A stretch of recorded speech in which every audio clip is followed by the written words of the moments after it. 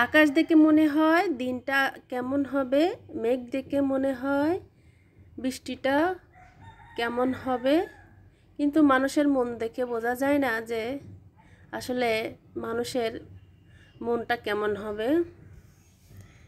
Hello viewers, কেমন আছেন? আসসালামু আলাইকুম এভরিওয়ান। আশা করছি আল্লাহর রহমতে আপনারা সবাই ভালো আছেন। আলহামদুলিল্লাহ, আমরাও পরিবার পরিজন নিয়ে ভালো আছি। কাছে দূরে যে যেখান থেকে আমার এই ব্লগটি কন্টিনিউ করে যাচ্ছেন তাদের সবার সুস্বাস্থ্য কামনা করে নতুন দিনে নতুন একটি ব্লগ শুরু করতে যাচ্ছি। আশা করছি আপনাদের কাছে ভালো লাগবে। তো এখন দুপুরবেলা কাজে নেমে পড়েছি। যে এখন আমি যেটা করছি যে আমার যে লিভিং রুমটা আছে সেটা আমি সুন্দর করে একটু গুছিয়ে নিচ্ছি। এখানে যে আগে একটা কাপড় ছিল সেটা কিন্তু অনেক ময়লা ছিল, তো ওইটা উঠিয়ে নিয়েছি আমি। আর দেখলাম যে গাছের টব ভিতর দিয়ে অনেক ময়লা হয়েছে, তো আমি একটা ভেজা ন্যাকড়া দিয়ে সবগুলা সুন্দর করে আমি মুছে নিয়েছি।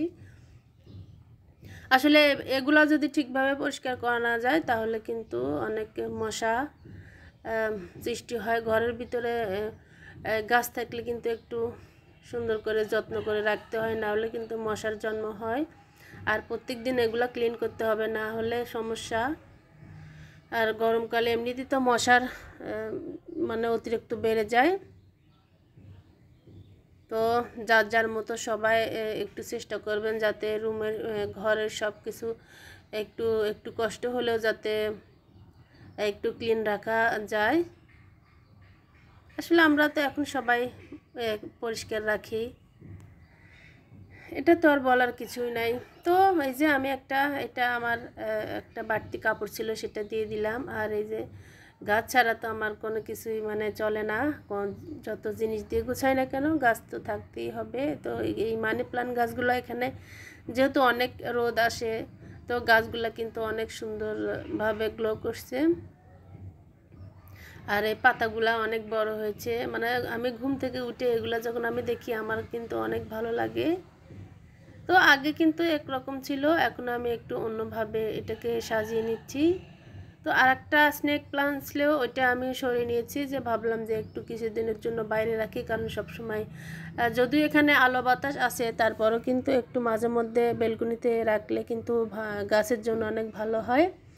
মানি প্লান্ট গাছ তো রোদ লাগে না যেখানে সেখানে, কিন্তু মানি প্লান্ট গাছটা হয়, কিন্তু অন্য অন্য গাছ একটু বাইরের আলো বাতাস রাখলে কিন্তু ভালোই হয়। আর এই যে ঘাসটা দেখছেন, এটা কিন্তু মানে আমার কাছে অনেক ভালো লাগে। এই গাছটা ইঞ্চি প্লান্ট বলে, এটা আমি এখানেই রাখি চোখের সামনে, অনেক ভালো লাগে। এটাকে ছেটে দিলে আবারও মানে বড় হয়, তো কিছুদিন গেলে আবার ছেটে দিব আমি।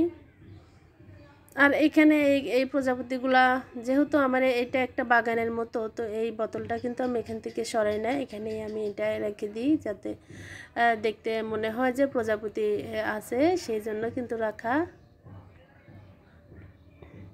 তো আপনারা চাইলে কিন্তু আমার মতো এই যে বেড সাইডের কর্নারগুলা কিন্তু এভাবে গুছিয়ে নিতে পারেন, কারণ গাছ দিয়ে ঘর সাজালেই কিন্তু যেটা আমি মনে করি আমার চোখের শান্তিও ভালো লাগে, আমার কাছে ভালো লাগে। জানি না কার কাছে কেমন লাগে, যদিও তেমন কোনো কিছু নাই, যা কিছু আছে আলহামদুলিল্লাহ সেগুলো দিয়ে আমি আমার রুমগুলা সাজিয়ে গুছিয়ে নেওয়ার চেষ্টা করি। আর এই যে এটা কিন্তু এই যে মাটির একটা টব দেখছেন, এটা আমি নিজের হাতেই বানিয়েছি। ভিতরে যেটা রেখেছি ঘরে ছিল সেটা সুন্দর করে আমি বানিয়ে নিয়েছি। আর এই যে সবুজ কালারের এই গাছটা দেখছেন, এটা কিন্তু আমার অনেক প্রিয়। যেখানে এই রুমে যেহেতু আমরা ঘুমাই, সেই জন্য আমার কাছে যা যা ভালো লাগে সেটাই আমি রেখেছি। আর একটা হারিকেন রেখেছি, এটা ল্যাম্প তো এমনি উপরে আছে, রাতের বেলা লাগালে কিন্তু অনেক দেখতে অনেক ভালো লাগে। আর পাশে স্নেক প্লান্ট আছে। আর এই রুমে যে একটা টেবিল থাকে, মাঝে মধ্যে আমরা কফি নাস্তা করি আর কি বিকেলবেলা। আর আমার ছেলেও কিন্তু এখানে পড়ালেখা করে, যে ওর রুমে একটু মানে এক সাইডে, সেজন্য এখানেও বেশি পড়ালেখা করে। তো এখানে আমি সিম্পলভাবেই একটা ফুল গাছ দিয়ে দিলাম, আর কিছু দিলাম না।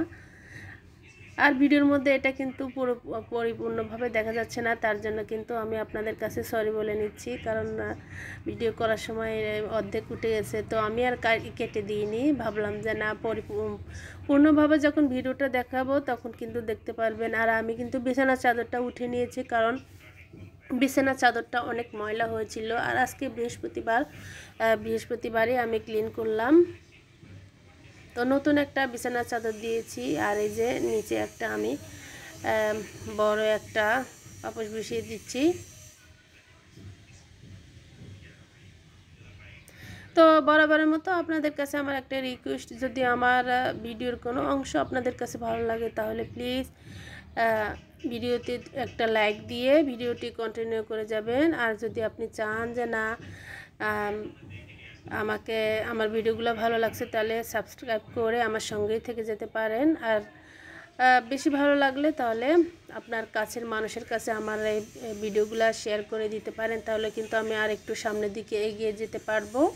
ভিডিওর মধ্যে কোনো ভুল ত্রুটি হলে প্লিজ আপনারা ক্ষমা সুন্দর চোখে দেখবেন।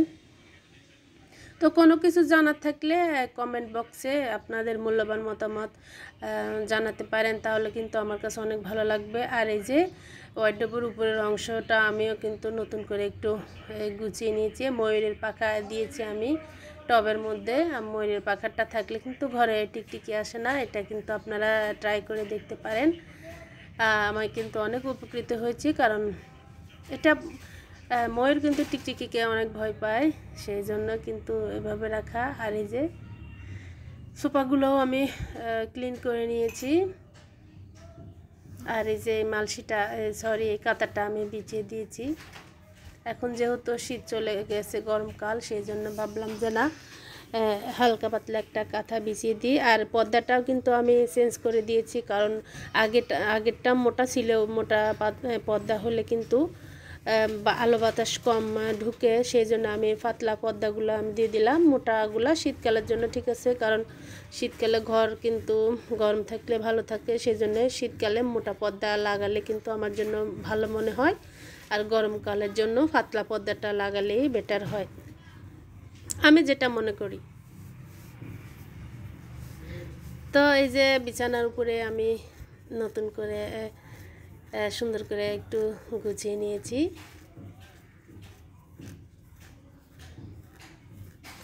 তো জানি না আপনাদের কাছে কেমন লাগছে, আমার কাছে কিন্তু গোছানোর পর অনেক ভালো ভালো লেগেছিল, কারণ আসলে যে কোনো জিনিস ফাইনাল যখন লুকটা আসে তখন কিন্তু দেখতে অনেক ভালো লাগে। সব সময় একই রকম কিন্তু আসলেই ভালো লাগে না, সময় পাইলে কিন্তু আমি এরকমই মানে গুছিয়ে রাখার চেষ্টা করি। তো যাই হোক, কথা বলতে বলতে এখন আমি চলে আসলাম রান্নাঘরে। এটা কিন্তু আগামীকালের ভিডিও ছিল। তো আজকে খুবই সাদামাটা রান্নাবান্না করব। তো চুলাতে আমি একটা কড়াই বসিয়ে দিয়েছি, তো এখন একটু তেজপাতা দিয়ে দিলাম, আর কয়েকটি পেঁয়াজ কুচিও দিয়ে দিয়েছি।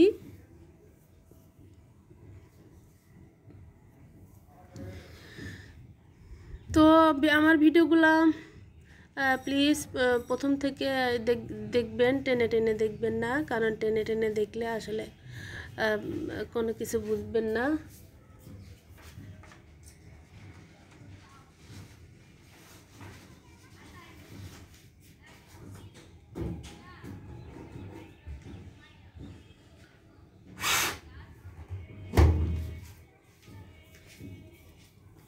তো এই যে আমি তেলটা যেহেতু গরম হয়েছে, তো আমি পেঁয়াজ কুচি দিয়ে দিলাম আর কাঁচামরিচও দিয়ে দিয়েছি।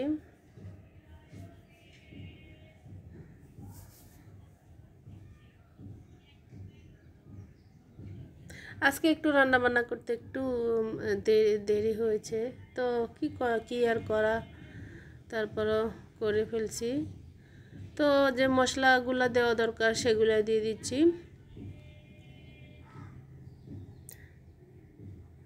জানি না আমার ব্লগগুলো আপনাদের কাছে কেমন লাগছে, তো আপনারা যদি কমেন্টের মাধ্যমে জানাতে পারেন যে আমি কেমন ব্লগ দিলে আপনাদের কাছে ভালো লাগবে, তাহলে কিন্তু আমি বুঝবো যে না আসলে আপনারা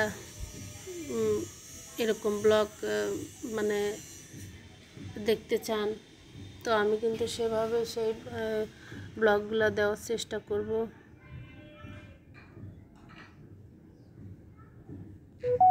তো কথা বলতে বলতে আমি যে মশলা দিয়ে দিলাম, মরিচের গুঁড়ি, হলুদের গুঁড়ি, সেগুলো দিয়ে সুন্দর করে আমি তেলের মধ্যে কষিয়ে নিব মশলাগুলা।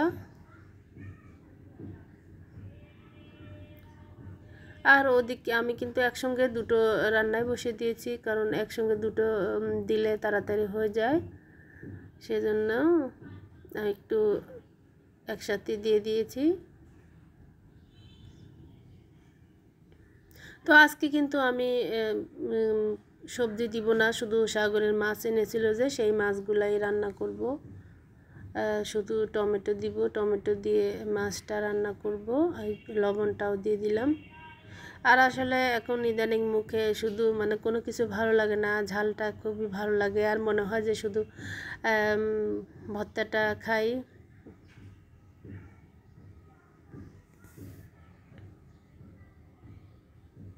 আমি দেখেছি আমি আগের যে ব্লগগুলো দিয়েছি সেগুলো কিন্তু আপনারা টেনে টেনে দেখেন, আসলে অনেক কষ্ট করে ব্লগ বানাই। যদি আপনারা এইভাবে টেনে টেনে দেখেন তাহলে কিন্তু অনেক কষ্ট লাগে। আমি নিজেও কারো ভিডিও দেখলে কিন্তু আমি টেনে টেনে দেখি না, আমি কিন্তু সম্পূর্ণ ভিডিও দেখার চেষ্টা করি।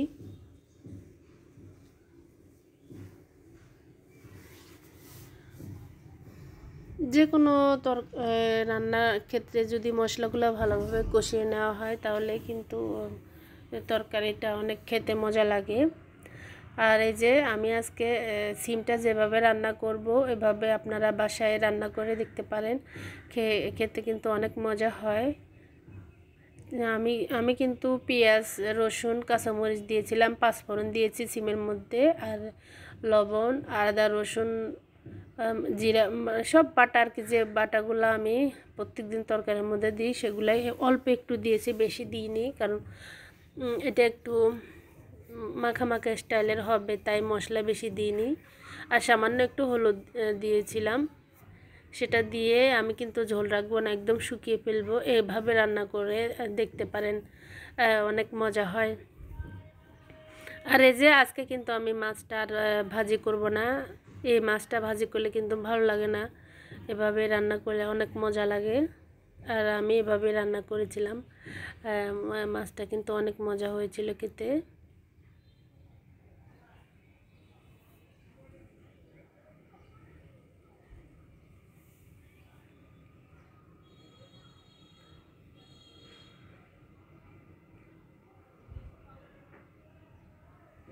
তো এই যে আমি এখন সুন্দর করে কষিয়ে নেওয়ার পরে আমি এখন ঢেকে দিব, তো এগুলো হতে থাকুক। কষিয়ে নেওয়ার পরে কিন্তু আমি যে ঝোল দিয়েছি, আর এখন আমি যে টমেটোটা দিয়ে দিচ্ছি। টমেটো দেওয়ার পরে মাখা মাখা হইলে তারপরে নামিয়ে ফেলবো। আর আমার চুলার পাশে যে কালারটা দেখছেন আপনারা প্লিজ কিছু মনে করবেন না, কারণ এটা কিন্তু পরিষ্কার করলেও তারপরও মানে দেখতে এরকমই লাগে, মনে হয় যে অনেক ময়লা হয়েছে, কিন্তু এরকম না, আসলে এরকম। এই এই বিল্ডিংটা আরও অনেক আগের তৈরি করা, সেই জন্যে এরকম মানে দেখতে এরকম। আর নিচে কিন্তু আমি কাপড় বিছিয়ে দিয়েছি, কারণ নিচে কাপড় বিছিয়ে দিলে হয় কি ময়লাগুলো উপরে থাকে, পরে কিন্তু কাপড়টা উঠে নিয়ে পরিষ্কার করলে অনেক সুবিধা হয়। যাই হোক, আমার রান্নাবান্না কমপ্লিট। এখন আমি আমার আসলে এই যে অনেক দিন যাবৎ শাকের ভর্তাটা খেতে মন চাইছিল, তো গতকাল আমি বাজারে গিয়েছিলাম, তো দেখলাম যে এগুলোকে কি বলে, ভর্তা শাক। তো ভর্তা শাকটা পেয়েছিলাম, তো আর দেরি করিনি, সঙ্গে সঙ্গে আমি নিয়ে নিয়েছি। আর এই শাকটা সুন্দর করে আমি অল্প একটু পানি দিয়ে সিদ্ধ করে নিয়েছিলাম, বেশি পানি দিইনি, অল্প পানি দিয়ে সুন্দর করে সিদ্ধ করে এই যে আমি এখন রসুন, পেঁয়াজ আর শুকনো মরিচও দিয়েছি, কাঁচামরিচ।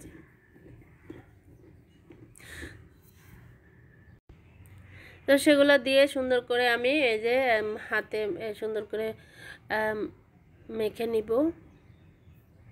এভাবে এই ভর্তাটা বানালে কিন্তু খেতে অনেক মজা লাগে। আমি আসলে আজকে অনেক দিন পর অনেক মজা করে ভাত খেয়েছি, অনেক ভালো লেগেছে।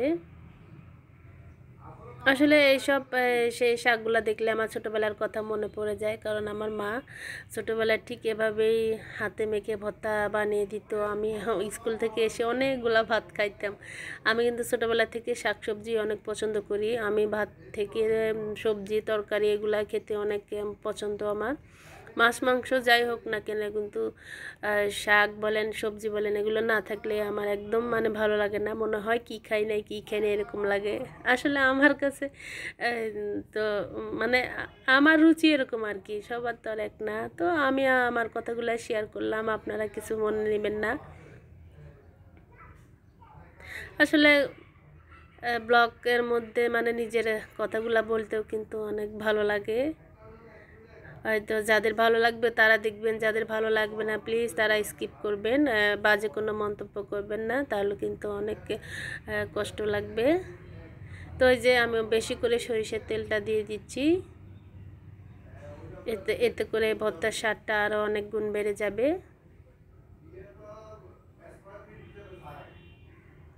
তো সুন্দর করে ভালোভাবে আমি মেখে নিচ্ছি।